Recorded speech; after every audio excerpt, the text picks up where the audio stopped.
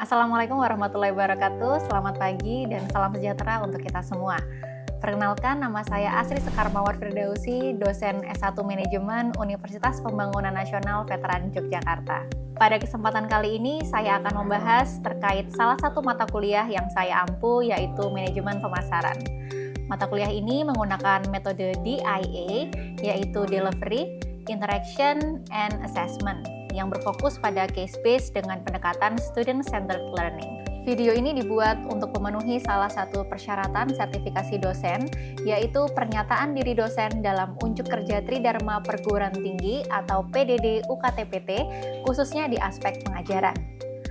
Mata kuliah Manajemen Pemasaran merupakan mata kuliah wajib bagi mahasiswa semester 3 pada program studi S1 Manajemen UPN Veteran Yogyakarta. Mata kuliah ini memiliki bobot sebesar 3 SKS dengan teori dan asesmen akhirnya berupa case study. Bahasa pengantar yang digunakan adalah bahasa Indonesia. Mata kuliah Manajemen Pemasaran bertujuan untuk membekali mahasiswa dengan pengetahuan dan konsep tentang manajemen pemasaran serta implementasinya dalam dunia bisnis. Adapun topik bahasan yang dipelajari dalam mata kuliah ini ada 13 aspek, yaitu di antaranya adalah pengantar manajemen pemasaran, menganalisis pasar konsumen dan pasar bisnis, riset pasar, identifikasi segmen, target dan posisi nilai konsumen, serta masih banyak lainnya. Capaian pembelajaran lulusan atau CPL program studi S1 Manajemen yang dibebankan pada mata kuliah ini diantaranya adalah: pertama, pemahaman intelektual dan kemampuan untuk menerapkan ilmu di bidang ekonomi, bisnis, dan manajemen. Kedua, kemampuan untuk memiliki perspektif kritis dan kreatif dalam mengidentifikasi dan memecahkan masalah dengan menggunakan ilmu ekonomi, bisnis, dan manajemen. Serta yang ketiga adalah menggunakan keterampilan yang relevan dalam mempelajari area ilmu ekonomi, bisnis, dan manajemen untuk meningkatkan produktivitas.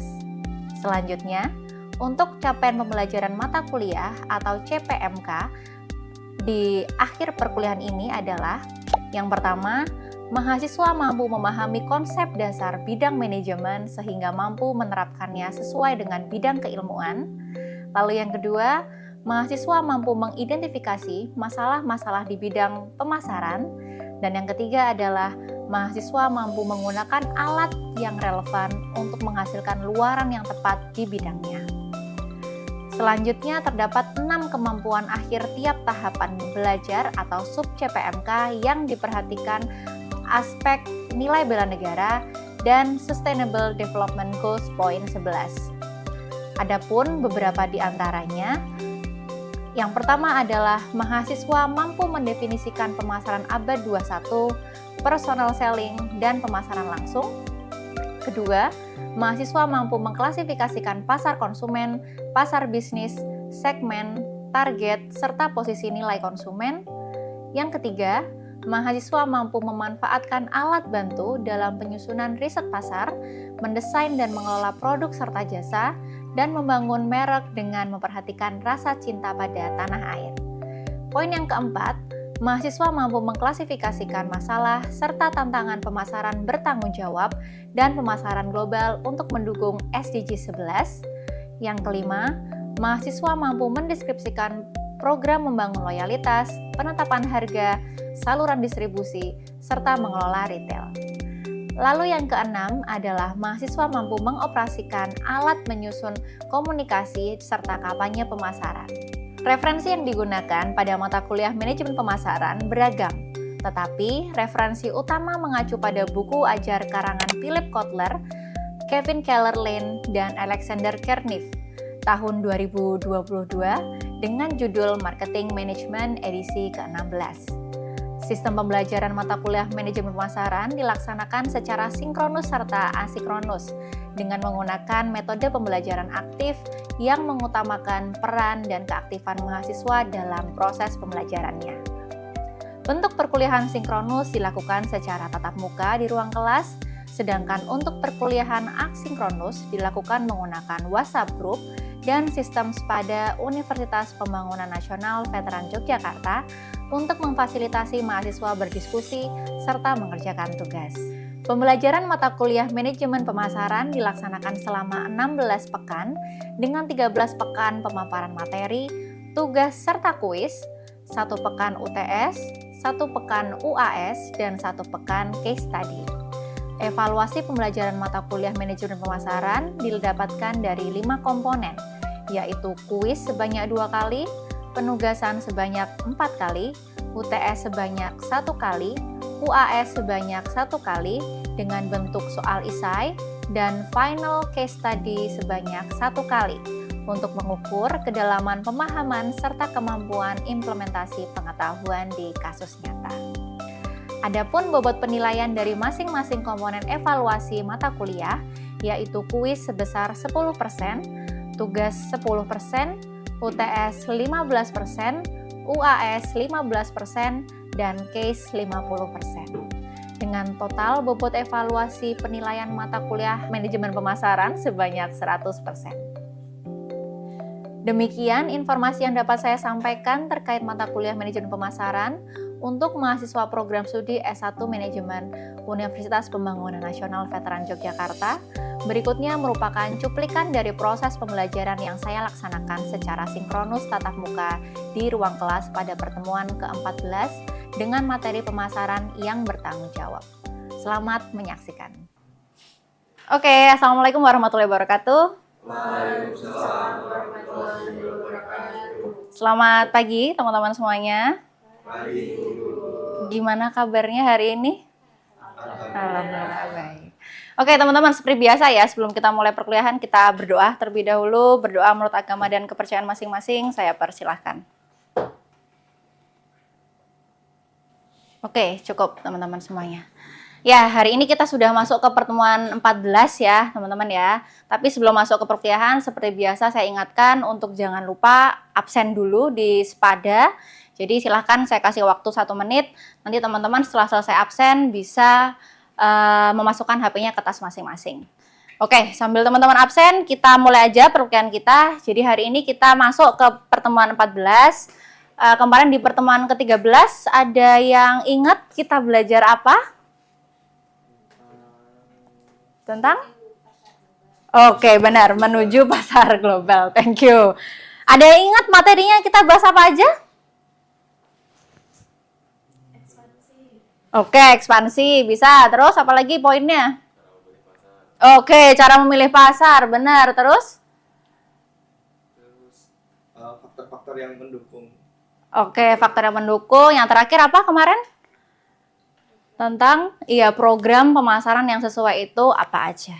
Ya, benar teman-teman. Berarti masih ingat ya, alhamdulillah. Oke, hari ini kita belajar tentang ini, teman-teman, tentang social responsibility marketing.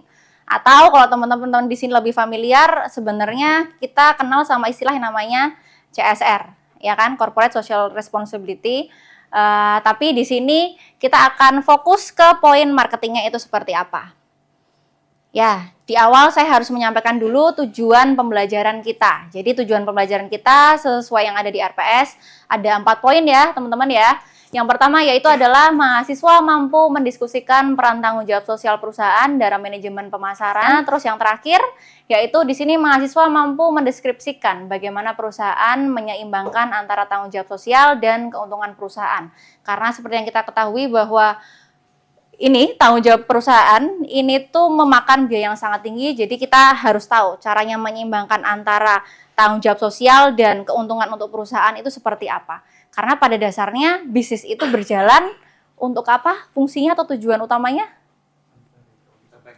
Iya benar, untuk mendapatkan keuntungan. Kita pasti pengen bisnis kita itu untung, itu seperti apa. Oke, jadi kita masuk ke slide berikutnya. Di sini adalah peran tanggung jawab sosial dalam manajemen pemasaran. Yang pertama, teman-teman harus tahu dulu definisi dari Corporate Social Responsibility. Ada yang mau mencoba mendeskripsikan ke saya apa itu CSR? CSR ini juga sudah sempat kita bahas di mata kuliah dasar manajemen. Ada yang ingat? Bisa angkat tangan? Oke, coba. Jadi CSR di sini tuh bagaimana perusahaan itu dalam menjalankan bisnisnya itu memperhatikan faktor-faktor di sekitarnya. Misalnya dalam membuat pabrik itu dia mempertimbangkan masyarakat di sekitarnya itu terdampaknya apa, terus juga ke lingkungan itu alamnya itu apa gitu. Terus dengan mempertimbangkan dua hal tadi itu harapannya perusahaan tetap bisa mendapatkan profit. Oke, betul 100 buat Reza ya. Benar sekali teman-teman. Jadi tadi yang dijelaskan oleh Reza itu betul, tepat. Tapi kalau misalnya kita lihat dari definisi yang ada di buku Kotler yang kita pakai ya, Kotler edisi 16. Jadi CSR ini adalah komitmen perusahaan untuk menjalankan bisnis secara etis dan berkontribusi pada pembangunan ekonomi berkelanjutan. Jadi kita pengen lihat CSR ini gimana nanti kaitannya dengan ini nih. Kalau teman-teman bisa lihat di gambar ini ada the triple bottom line of sustainability. Jadi ada 3 hal di dalam CSR yang perlu kita perhatikan, yaitu adalah people atau manusia ya, orang, individu di dalamnya. Terus ada planet, lingkungan hidup, lalu yang terakhir adalah ada profit. Nah, nanti kita setelah ini akan membahas tentang triple bottom line ini satu persatu. Nah, tapi sebelum itu teman-teman harus tahu dulu tujuan dari social responsibility. Jadi tujuan utamanya secara garis besar itu ada 4, teman-teman. Yang pertama adalah mendukung budaya atau nilai perusahaan. Ya, kita tahu ya kalau perusahaan sekarang itu banyak kok yang sudah memasukkan nilai-nilai sosial ke dalam budaya dari perusahaan itu sendiri. Jadi CSR ini memang mendukung nilai perusahaan mereka gitu. Terus yang kedua adalah menarik konsumen dan investor. Ya, karena sekarang apalagi Gen Z ini dinilai sebagai masyarakat atau orang-orang yang lebih sadar akan lingkungan, makanya di sini perusahaan juga mencoba untuk lebih responsibel dengan environment, harapannya bisa menarik konsumen juga investor mereka. Yang ketiga adalah mengatasi krisis pemasaran di masa depan. Nah, kita nggak akan tahu, teman-teman, di kemudian hari itu akan terjadi apa, gitu kan. Terus yang terakhir adalah meningkatkan loyalitas. Ya, sebenarnya ini adalah bentuk dari ini ya, poin terakhir dari ketiga yang sudah saya jelaskan di awal. Oke ya, sampai sini mudah sekali untuk diterima. Oke, nah seperti yang sudah saya sampaikan di awal, tadi kan kita ini ya sempat menyinggung tentang triple bottom line ini. Nah, saya akan menjelaskan satu persatu itu apa aja. Ini dari POV community. Community itu berarti masuk ke dalam apa? Kalau di tadi triple bottom line. Oke, benar. Masuk ke dalam people. Community ini nanti terbagi lagi. Jadi ada community in workplace sama ada corporate philanthropy. Maksudnya apa? Perusahaan itu harus bertanggung jawab dengan lingkungan kerjanya. Nah, di sini nih ada keterangannya. Fokus perusahaan terbagi dalam beberapa hal. Yang pertama, kompensasi yang adil, ya kan? Karena kan di sini banyak sekali isu kalau perusahaan itu tidak memberikan kompensasi yang sempurna atau sesuai dengan kapabilitas karyawannya. Terus yang kedua adalah work-life balance. Ini yang terakhir adalah employee development. Ya, tentu ya teman-teman ya. Misalnya kalau saya jadi dosen nih, berarti tandanya kampus itu harus memberikan saya hal-hal yang menunjang karir saya. Misalnya dibekali sertifikat apa gitu kan. Jadi harapannya saya sebagai dosen itu terus bisa berkinerja baik untuk mahasiswa saya gitu. Itu berkaitan dengan workplace. Terus yang selanjutnya adalah corporate philanthropy. Ini maksudnya apa corporate philanthropy? Intinya perusahaan itu secara konsisten mereka itu menyumbangkan hal-hal baik ke lingkungan. Contoh yang paling gampang beasiswa. Yang paling populer apa? Teman-teman tahu nggak beasiswa yang paling populer kalau di kalangan mahasiswa dari perusahaan ya? Mesti beasiswa Jarum ya kan. Terus habis itu ada BI juga, saya lupa namanya apa. Nah, itu adalah contoh-contoh dari corporate philanthropy. Nah, ini benefits-nya ya yang saya masukkan di sini ada for non-profits, jadi untuk community, terus untuk bisnis itu sendiri, untuk employee itu seperti apa, terus untuk society itu juga seperti apa. Masing-masing dari situ punya tujuan dan manfaatnya. Oke ya, saya nggak harus menjelaskan detailnya seperti apa nih, teman-teman bisa pelajari juga di buku yang sudah kita punya bersama. Oke. Ini next slide tentang masih di community, tapi intinya adalah serving low income communities. Jadi menurut data dunia, yang dimaksud dengan low income communities itu adalah orang-orang yang menghasilkan atau tingkat konsumsinya itu di bawah dari Rp45.000 per hari. Nah, corporate social responsibility ini juga harus bisa masuk ke hati orang-orang yang low income communities ini, masuk ke dalam itu, harus bisa serving mereka. Nah, di sini kita saya cuman mau menunjukkan beberapa data aja. Jadi, ini teman-teman yang pertama ada infografi tentang the World by Income Group di tahun 2025 ya, karena saya belum temu yang terbaru. Harusnya pun ini sudah yang terbaru kan 2025. Ya, teman-teman bisa lihat di sini yang masuk ke dalam low income ini. Ini yang oranye berarti ada di Afrika ya, benua Afrika. Sedangkan yang hijau tua itu masuknya ke high income. Indonesia nih ya. Indonesia masuknya ke upper middle. Ya alhamdulillah. Itu yang the World by Income Group. Terus yang sisi sini ini intinya di Amerika sih sebenarnya ya, yang masuk ke dalam low income US household. Ini based on race sih kalau kita lihat. Yang hijau itu masuknya ke lower income. Berarti kalau di sini kita lihat yang paling punya persentase terbesar itu adalah American Indian or Alaska Native. Ini ras aja. Jadi itu kalau misalnya kita lihat di sini ya yang paling besar tentunya di Jawa ya, karena kan populasi terpadat ada di Jawa. Jadi ini cuman pengen tahu ya. Kalau misalnya sebagai pemasar, berarti kalau kita mau serving corporate social responsibility, ya harapannya sih bisa merata ya kalau di Indonesia ya. Tapi pasar yang paling istilahnya ya, yang paling mateng gitu ada di Jawa di sini, karena paling besar tingkat low income community-nya. Nah, ini juga masih sama di community ada yang namanya cause marketing. Cause marketing itu gini, teman-teman misalnya pernah familiar gitu. Misalnya teman-teman beli laptop gitu. Terus habis itu tokonya bilang 5% dari pembelian laptop ini akan disumbangkan ke panti asuhan apa gitu. Nah, itu namanya adalah cause marketing, teman-teman. Yaitu membantu membangun kesadaran merek, meningkatkan citra merek, memperkuat kredibilitas merek, dan lain-lain. Ini contohnya KFC, teman-teman, yang saya masukkan di sini. Jadi, di situ ada program waktu itu. Kalau beli pink bucket ini, tapi ini sepertinya bukan di Indonesia ya, waktu itu ya. Ini juga US dollar logonya. Kalau misalnya beli ini, maka dia akan didonasikan untuk para penderita kanker. Gitu. Ini masih di community lagi tentang social marketing. Ya, jadi pemasaran sosial ini pada dasarnya hampir sama kok dengan pemasaran tadi yang sebab itu atau cost marketing. Bedanya apa? Kalau pemasaran sosial ini mereka itu yang menjalankan adalah bisnis yang non-profit oriented. Jadi dilakukan oleh government atau dilakukan oleh instansi pendidikan gitu ya. Itu social marketing. Cuman ternyata perusahaan yang profit oriented itu bisa kok melakukan social marketing juga. Ya ini ada juga contoh ya teman-teman ya, Ben & Jerry's ini brand ice cream ya kan. Tapi di Indonesia kayaknya nggak ada ya kan, nggak pernah dengar. Nah mereka ini salah satu perusahaan yang mendukung LGBT equality. Itu kan juga isu sosial yang sampai sekarang di Indonesia juga masih menjadi hal-hal yang diperdebatkan. Gitu. Oke, ini adalah slide terakhir untuk yang community. Selanjutnya kita akan masuk ke slide yang bagian 3 bottom line-nya planet atau sustainability. Kita misalnya jadi manajer pemasarannya Indofood gitu, Indomie, spesifiknya Indomie. Indomie butuh gandum, ya kan? Butuh tepung. Nah, tepung itu dari apa sih bahan pokoknya? Dari tumbuh-tumbuhan kan pasti kan?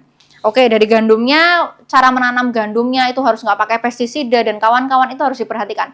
Bahkan sampai di bagian petaninya itu harus diperhatikan juga kesejahteraannya. Nah, itu adalah masuk ke sini ya, teman-teman ya. Oke. Terus ada yang istilah terbaru, ini adalah greenwashing. Udah sering dengar juga ya, teman-teman ya. Jadi greenwashing ini intinya si pemasar ini memberikan informasi yang menyesatkan atau palsu. Menyatakan bahwa misalnya ngeklaim, oh ini produk laptopnya ini green gitu kan. Tapi ternyata hanya parsial. Jadi si konsumen ini udah beranggapan bahwa oke, saya mau membeli dengan harga yang tinggi karena dia green tapi ternyata cuma parsial gitu. Jadi kan istilahnya si perusahaan ini memberikan informasi yang kurang tepat. Itu greenwashing. Nah, di sini ada ini ya, teman-teman ya, saya kasih beberapa contoh tentang logo yang harus teman-teman waspadai. Karena ini logo-logo yang di sisi kiri ini ini adalah misleading labels. Jadi label-label yang sering dipakai oleh perusahaan atau di produk-produk itu dicap di produk, tapi ternyata logo-logo ini sebenarnya keliru. Maksudnya nggak ada kaitannya dengan green product. Sedangkan kalau yang trustworthy certification ini teman-teman bisa lihat di sini. Yang cewek-cewek saya yakin mesti sering lihat dua ini di kosmetik, ya kan? Si cruelty free produk. Jadi misalnya produk kosmetik gitu ya, sebelum dia dipasarkan, dia kan diuji coba dulu di lab. Nah, kalau dia masuk ke dalam cruelty free, maka si produk itu tidak diuji cobakan ke binatang. Gitu, itu maknanya. Dan lain-lain, teman-teman bisa lihat di sini. Nah, di sini saya punya video tentang kasus ya, teman-teman ya, kasus marketing campaign yang keren banget. Gimana ceritanya? Jadi gini, menurut Business Insider sudah... Oke, itu teman-teman contohnya. Ada yang familiar sama seri Adidas yang itu? Ada yang familiar nggak? Oh, nggak ada yang familiar. Padahal itu masuk loh di Indonesia loh. Barangkali teman-teman ada yang beli ya Adidas seri yang itu. Iya teman-teman, tapi tadi kan ceritanya itu kan Adidas bikin seri sepatu, ya kan, pakai limbah sampah plastik yang ada di lautan. Terus dijadikan polyester. Cuman pertanyaannya sekarang juga banyak loh pengamat fashion yang mengkritisi penggunaan polyester di pakaian, ya pokoknya di hal-hal yang kita pakai sehari-hari itu bisa berbahaya buat kesehatan, ya kan, bisa menimbulkan cancer karena kan pada dasarnya itu plastik nempel di kulit kita yang punya pori-pori bisa masuk zat-zat kimianya.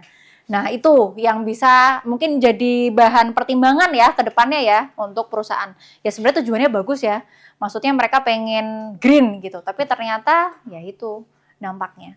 Kalau menurut saya sih dari awal nggak usah pakai plastik aja sekalian karena biar nggak ada sampah. Oh nanti aja, oke. Oke, ini kita udah masuk ke 2 slide terakhir ya teman-teman ya. Yang terakhir adalah kita belajar tentang menyeimbangkan tanggung jawab sosial dan keuntungan perusahaan. Nah, yang pertama di sini caranya gimana? Yaitu adalah dengan menggunakan komunikasi pemasaran yang etis. Nah, komunikasi pemasaran ini dapat menimbulkan kontroversi publik, teman-teman, ketika mengambil keuntungan yang tidak adil dari kelompok yang rentan. Ya, tadi kayak anak-anak atau yang low income community. Jadi, perusahaan itu harus lebih berhati-hati.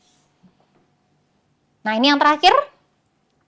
Jadi, cara menyeimbangkan tanggung jawab sosial yang terakhir itu adalah dengan mengelola privasi pelanggan.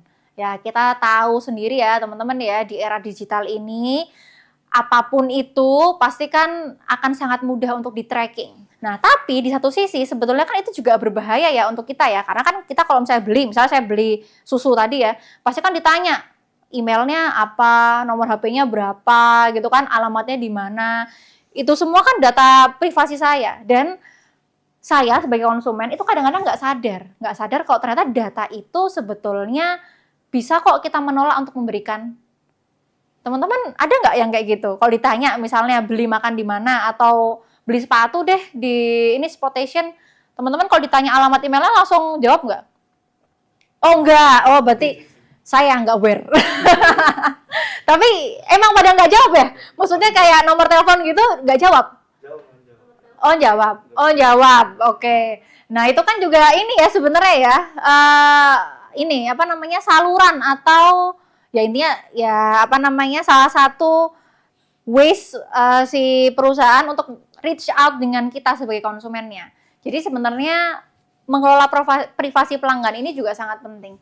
Ini juga ada data demografi, infografi di sini ya tentang pentingnya pengelolaan privasi pelanggan. Oke, itu tadi teman-teman materi kita hari ini sudah selesai. Ada yang mau disampaikan? Ada yang mau ditanyakan? Barangkali ada.